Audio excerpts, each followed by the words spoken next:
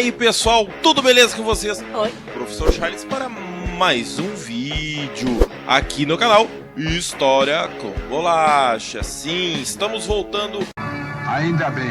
No vídeo de hoje, nós vamos trabalhar sobre a maior, a melhor e mais importante disciplina, a história. Vamos falar sobre ela, sobre como funciona o estudo de história, que a história estuda e uma introdução para as aulas que vêm na sequência. Esse conteúdo, ele se remete principalmente para alunos do 6º ano e alunos do 1º ano do ensino médio. Antes de dar sequência, eu pedi para você, se ainda não é inscrito, se inscrever no canal, ativar o sininho para receber as notificações e, se possível for, se inscrever nas redes sociais, beleza? Então, bora pro vídeo! Tudo demorou, é nóis! Ah, vamos nessa! Então, pessoal, a história, o que é?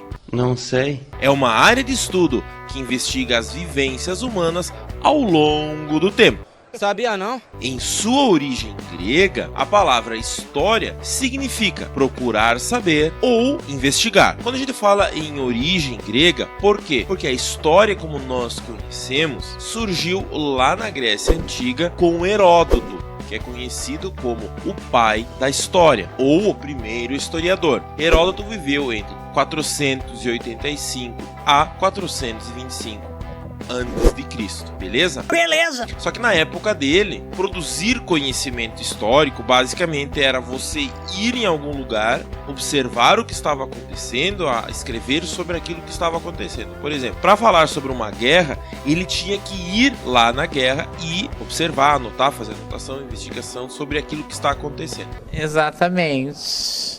Muito do que a gente conhece sobre a Grécia daquele período foi produzido por Heródoto. Faz tempo. Valeu, Heródoto! Continuando então, para que cargas d'água serve a história? Ah, eu já não sei, querido. Eu já falei que é a maior, melhor e mais importante disciplina. É verdade. Assim, eu tenho que defender a minha disciplina.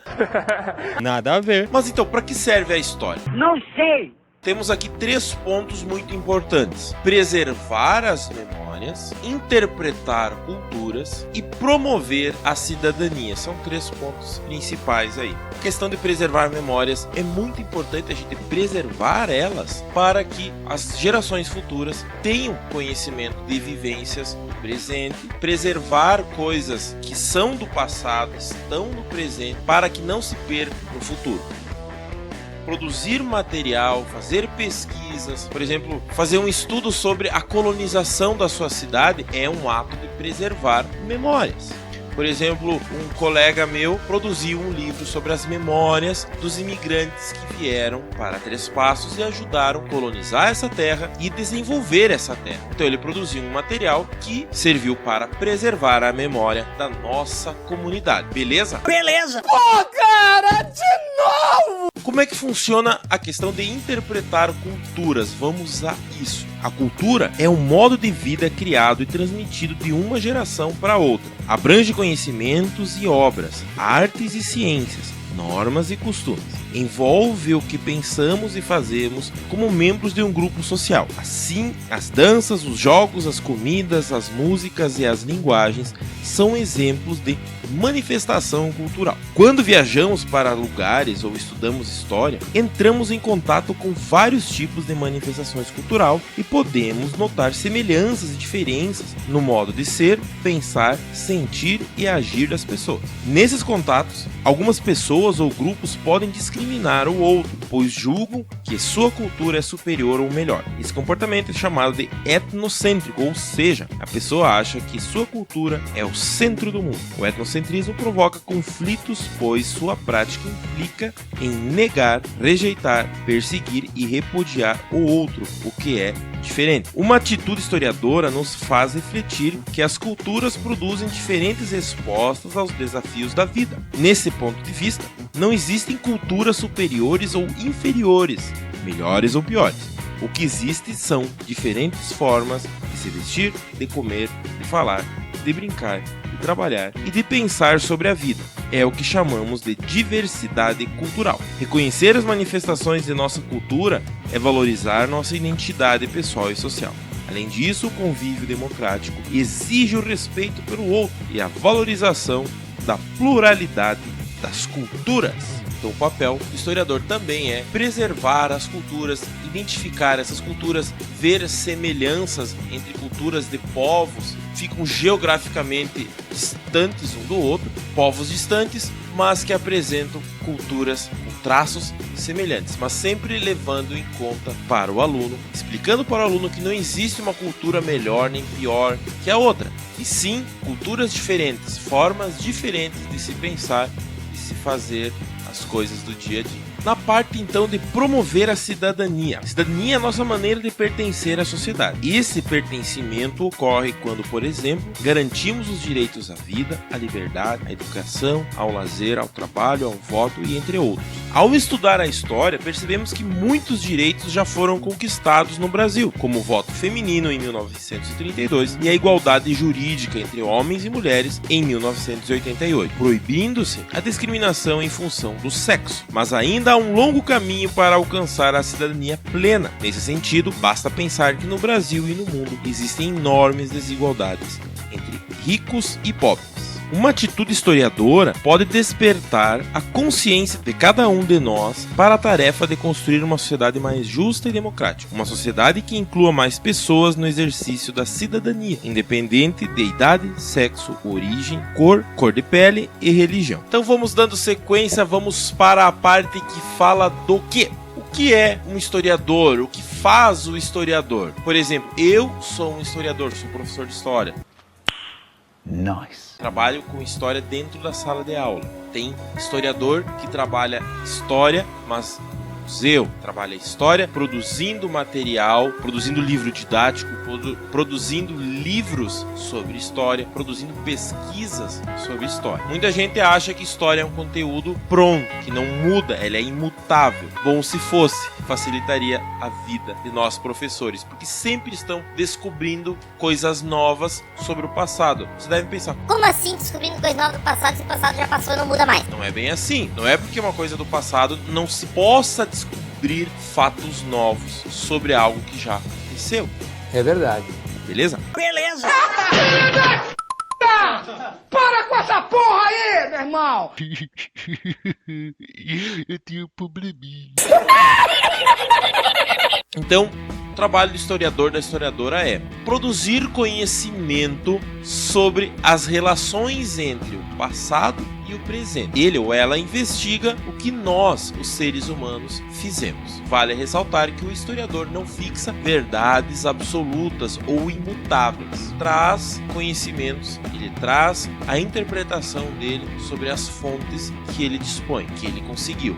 Nada impede do que mais pra frente alguém faça uma descoberta que mude o que alguma pessoa produziu um material antes. Como eu falei há pouco, o historiador também tem o papel de interpretar as fontes históricas. Mas o que são fontes históricas?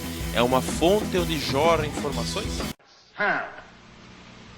Não! Fazendo uma alusão à fonte de água, não tem nada a ver com isso. Fontes históricas são fontes que trazem informações para o historiador, ele interpreta essas informações e produz o seu material, beleza? Ai, que medo.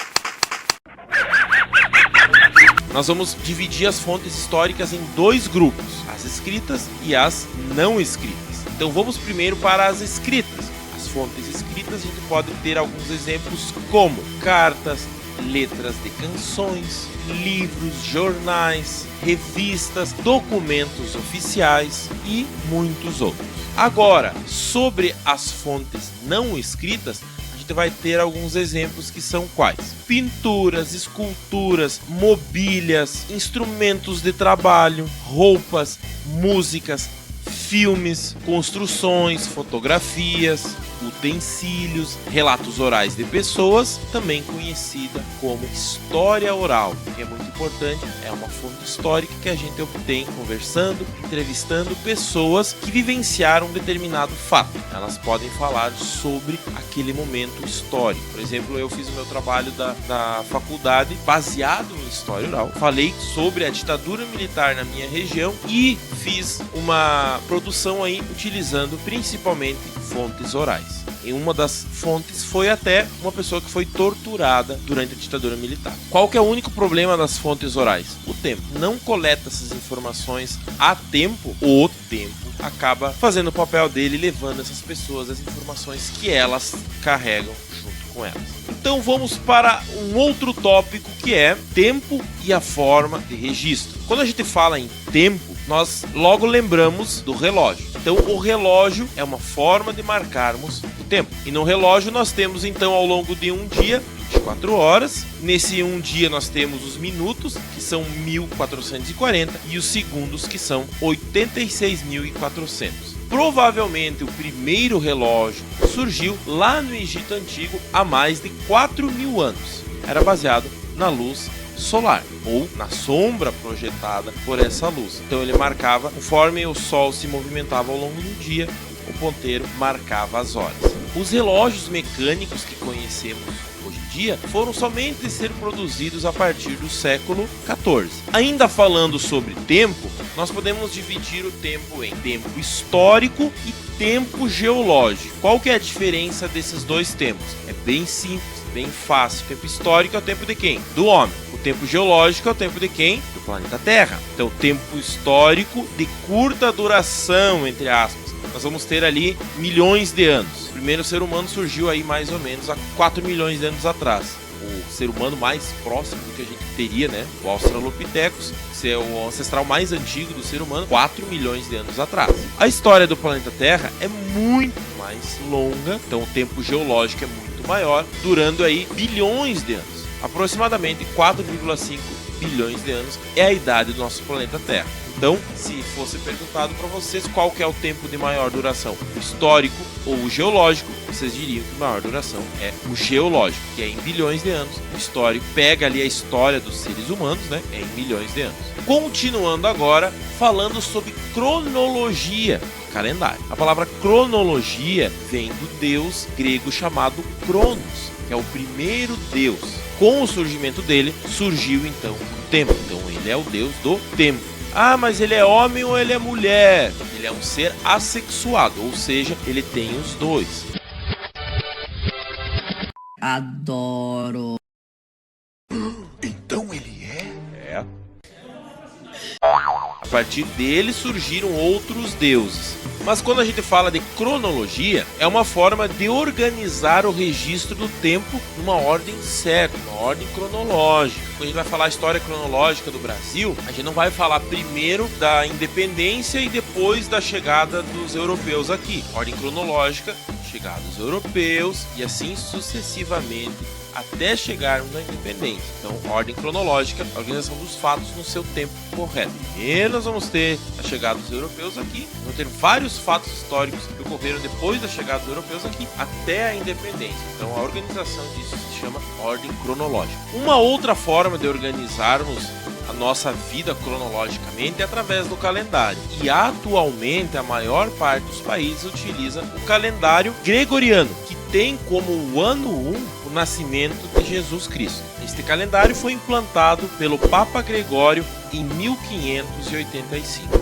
A partir deste calendário implantado pelo Papa Gregório, todos os fatos que aconteceram antes do nascimento de Jesus Cristo, coloca-se o A minúsculo e o C maiúsculo, AC. Todos os fatos que ocorreram depois do nascimento, vamos ter como DC, D minúsculo e C maiúsculo. Não estou falando da DC Comics, tá, pessoal? É DC depois de Cristo. Aquele DC que alguns pensaram é outra coisa, tá? Não confunda.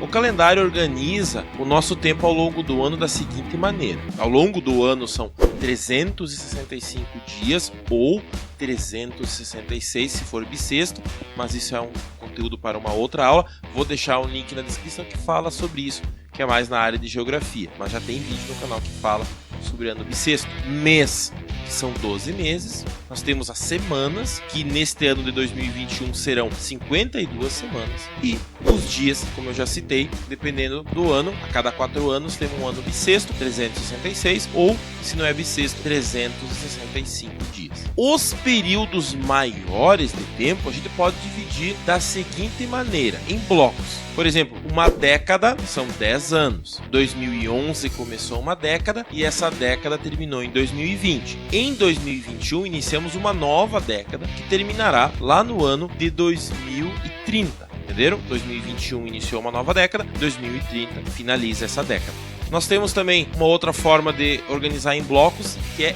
em séculos, que é a cada 100 anos. Por exemplo, em 1901 iniciou o século 20. Em 2000 terminou esse século 20. 2001 já era século 21. Em 2100 termina esse século 21. Uma outra forma de dividir também é por milênios. O ano 1 iniciou o primeiro milênio. Esse milênio terminou no ano 1000. 1001 iniciou o segundo milênio. Em 2000 terminou o segundo milênio. Agora nós estamos vivendo no terceiro milênio. 2000 deu início a esse terceiro milênio que vai até o ano 3000. Fechou?